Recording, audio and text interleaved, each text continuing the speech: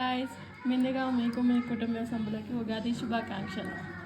చింతపండు బెల్లం ఇలా నానేసుకోవాలి. కొంచెంసేపు పక్కన ఉంచుకుందాం. ఉగాది పచ్చడికి కావాల్సిన పదార్థాలు: మామిడికాయ ముక్కలు, పూల పుట్నాల పప్పు, సోంపు తగినంత, యాప పువ్వు, గసగసాలు,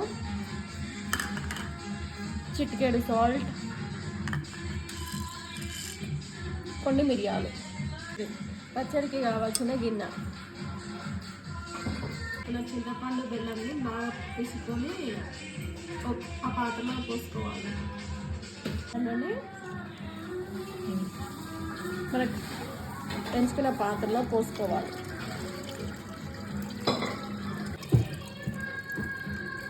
పులుపుకి స్వీట్నెస్కి తగ్గినన్ని వాటర్ వేసుకొని బాగా కలుపుకోవాలి. మనం సన్నగా తరిపెట్టుకున్న మామిడికాయ ముక్కలు,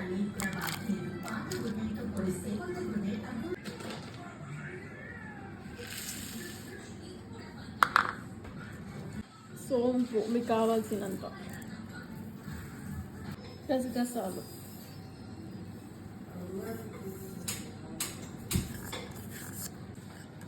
యాపపు,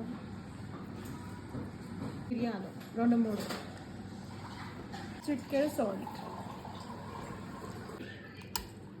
ఇప్పుడు మంచి పచ్చడి సర్వీసింగ్ బౌల్లో తీసుకోవాలి.